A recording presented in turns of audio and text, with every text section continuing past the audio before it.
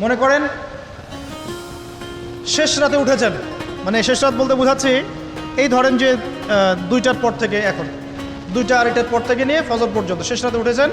এই সময় আপনি যা দোয়া করবেন ইনশাল্লাহ কবুল হবে। হ্যাঁ, বলতে বাধ্য হচ্ছি, এখনকার তরুণ সমাজ ওই 2টা 2:30টার দিকে ওই যে কার কার খেলা থাকে, ওই খেলাগুলো দেখার জন্য ওঠে, তাহাজ্জুদ পড়ার জন্য উঠতে পারে না।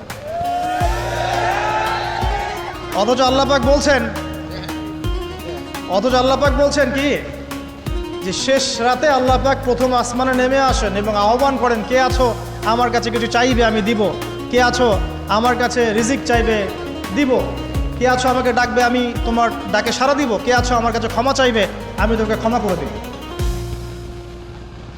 প্রিয় যুবক ভাইরা, আল্লাহকে মূল্যায়ন করতে শেখুন। এই সময়গুলোতে দোয়া করলে ইনশাআল্লাহ আপনার দোয়া কবুল হবে ইনশাআল্লাহ।